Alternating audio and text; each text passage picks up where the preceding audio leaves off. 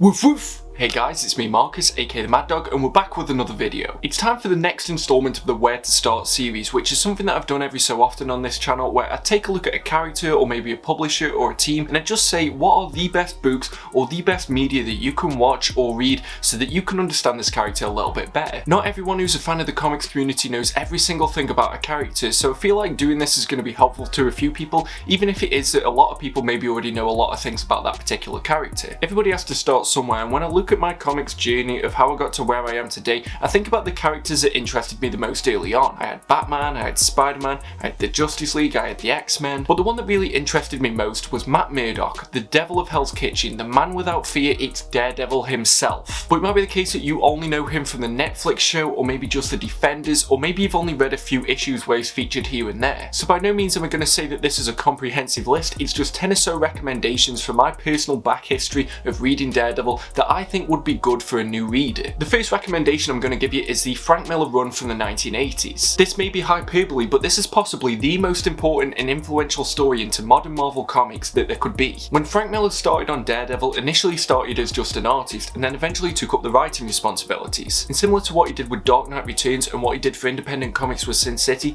he just completely changed the way that stories were told. It became more graphic, it became more darker, and you have some of the most important Daredevil stories right here within this omnibus. And trust me, for a while this was the biggest whale when it came to Marvel omnibuses. But you've got the introduction of Elektra, you've got the most important Bullseye stories, you've got so much work that's gone into Kingpin. You have him teaming up with Black Widow at one point and you see the way that they balance their relationship. The Punisher also features throughout it, so near enough everything that people could love about Daredevil pretty much started within this omnibus right here. And the thing is, this is like the earliest one that I'm going to recommend. As much as I love the Stan Lee stuff, I don't really think it's too new reader friendly. Whereas this is one of the best runs on Daredevil, and it's one of the best jumping on points as well. As long as you know the fundamentals of the character, you can jump into this and it'll teach you more as you go along. The next book that I'm going to recommend is also done by Frank Miller, but maybe you don't want to jump into a full run of about 30 or so issues and you just want something a bit more self-contained. In that case, I would definitely recommend that you read Daredevil the Man Without Fear, which is contained within the companion omnibus. I actually read the 5-issue miniseries before I read the full run, so I think that is one of the great introductions that you can have. It's one of those stories that takes place at the formation years of Matt Murdock, and you see him sort of learning his craft as Daredevil, and you see how he becomes the character that he is today. This pretty much rewrote the history of Daredevil, and it's the reason why Daredevil is the way that he is now. Sure, I don't think it explores as much of the universe as the full run does,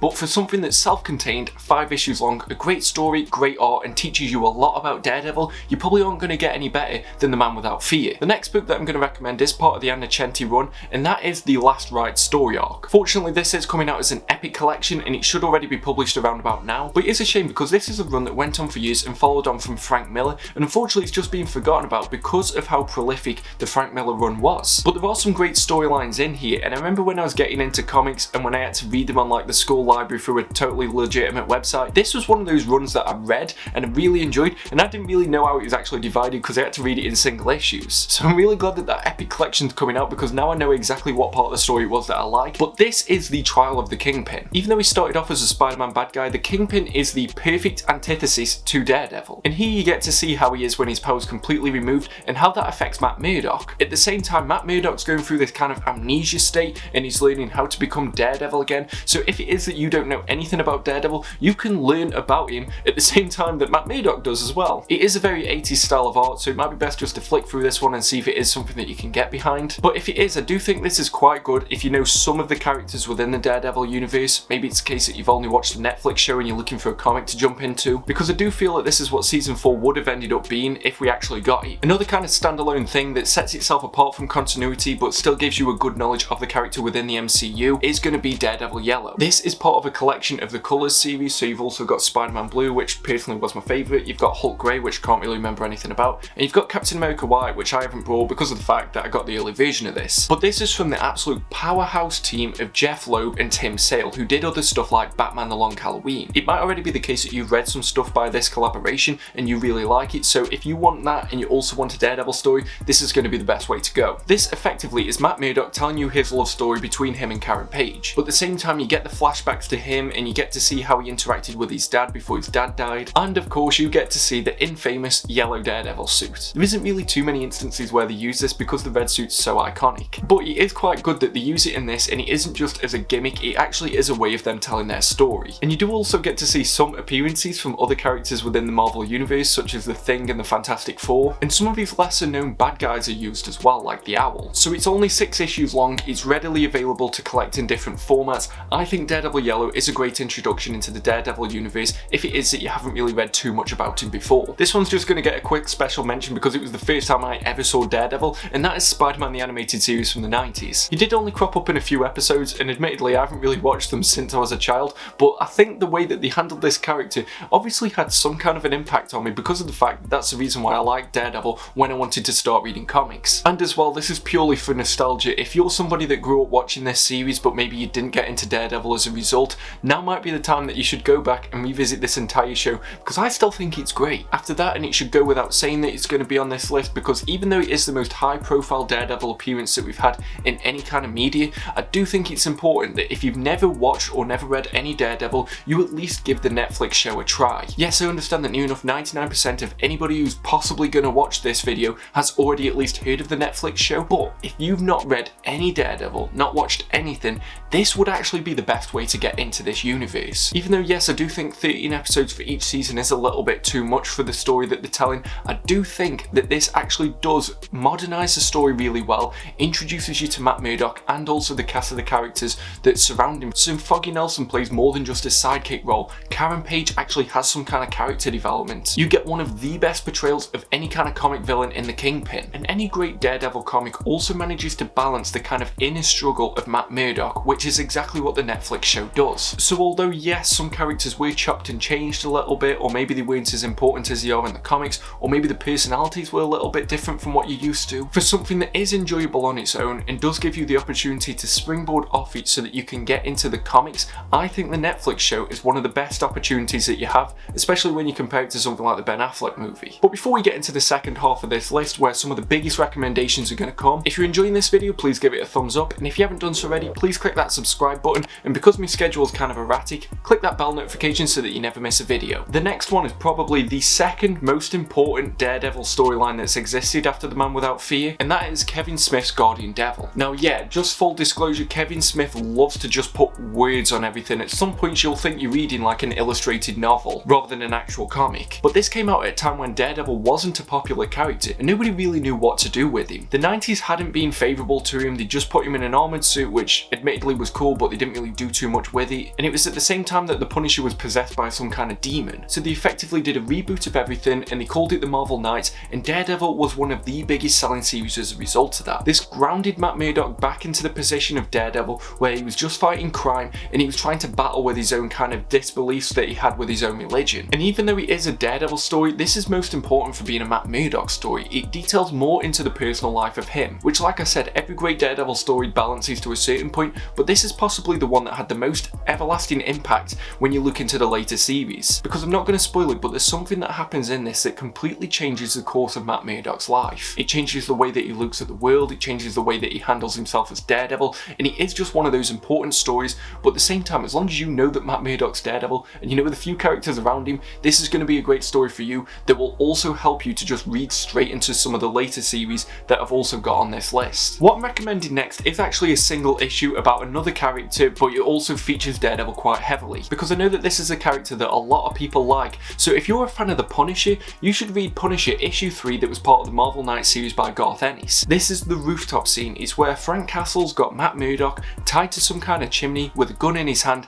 and he's trying to test Matt to see exactly what he thinks of his own beliefs. How committed is he to his religion and his rule of no killing? What exactly does that mean, and does it really have any impact? I said it before that I know the Punisher is one of those characters that has kind of an appeal outside of the main comic universe. So if you're one of those people that knows a lot about Frank Castle, maybe you've read a few of his stories before, and now you're trying to branch into more street level heroes, even though it is only one issue, I think the third issue of Garth Ennis' Marvel Knights series is going to be perfect for you. And let's be honest, it's not going to be too much of an issue to read one issue of a story. The next recommendation is going to be the most recent one that's going to make it onto this list, and it's the current run by Chip Zdarsky. I've read the first 8 issues of this in singles, and I'm eagerly awaiting that oversized hardcover because I knew that it was something that I just wanted to binge. I know some probably want me to recommend the Charles Soule run, but I haven't read enough of that to fully put it on this list. Whereas the Chip Zdarsky run, this was something that for a little bit of time actually got me back into single issues. It really feels like the perfect combination between the Frank Miller run and the Brian Michael Bendis run, because it starts off by using one of the tropes that seems to run rampant within the Daredevil storylines,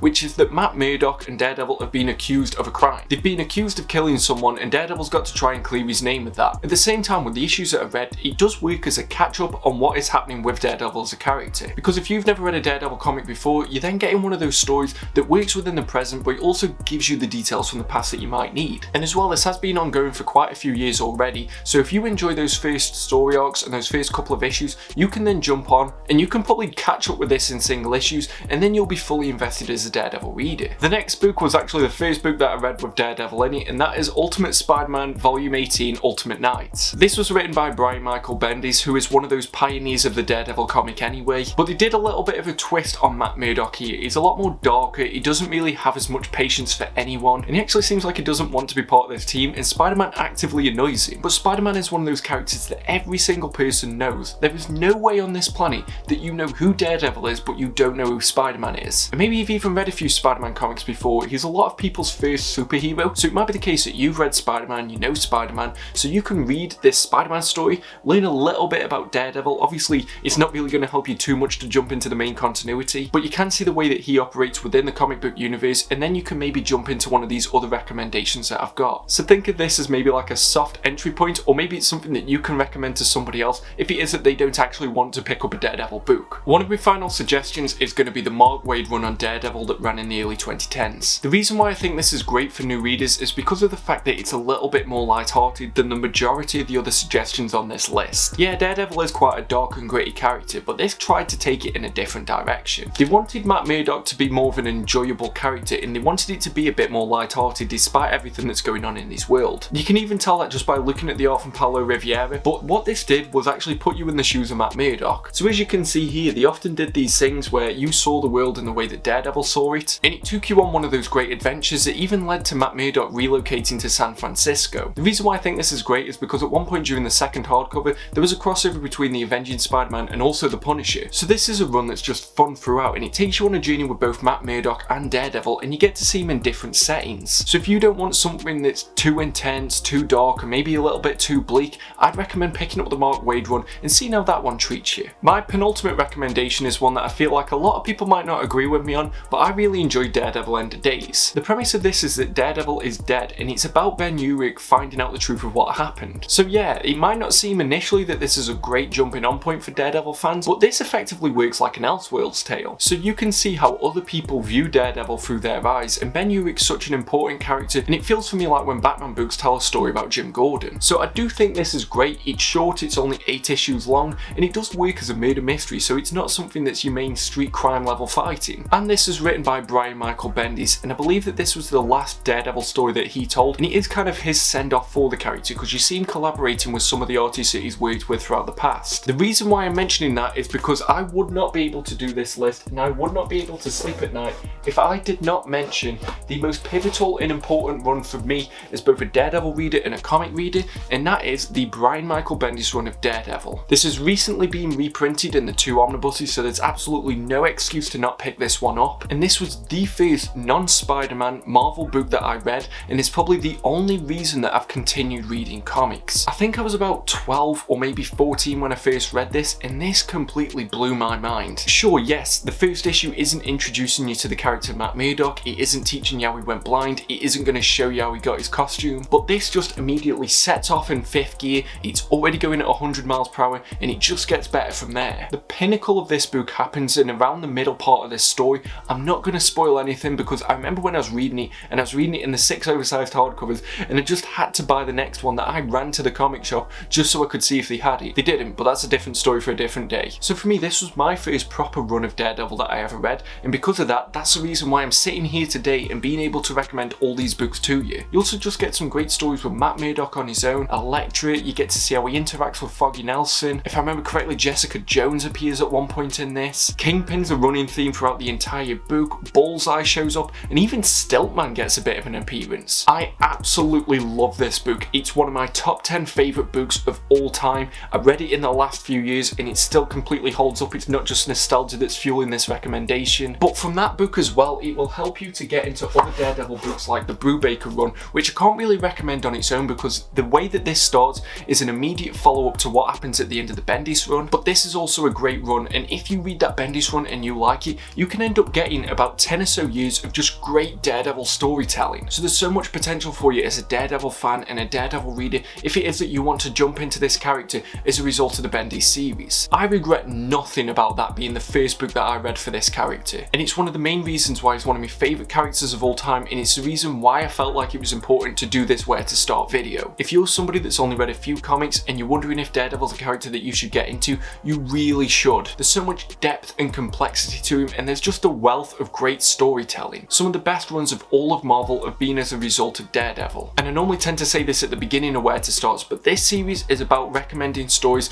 that will do the best for new readers. So not everything has to be an origin story, but it just has to be a great story that introduces you enough so that you can crack on and read it, but also be so gripping that you don't want to move away from this character. And some probably will disagree with me and think I'm an idiot for some of these suggestions, but you know what, that tends to happen on every video that I do lately. But these suggestions are all ones that help me love this character so much, and hopefully as a result there's at least one person who's watching this that will end up becoming a Daredevil fan. That's all I've got to say on this video, and hopefully it has helped some of you. Comment below with what you think is the best Daredevil storyline of all time, or what exactly it was that got you into this character. But as well, if you could share this with any of your friends or in any kind of Facebook groups or Reddits that you're on, I do think it will help some people. And you know, the more people we get into this character, the better additions we'll get for it, and the more storylines we'll get in future. So if you like this video, please give it a thumbs up, and if you didn't like this video, why did you get this far? Please subscribe if you haven't done so already, and remember to click that bell notification so that you never miss a video. We're so close to 1,000 subscribers, and I'm going to do some kind of special live stream. I've got a few things that I'm trying to plan for it that hopefully will excite you. Please follow me as well on my social media links. I'm trying to make sure that I put as much comic content on there as I can,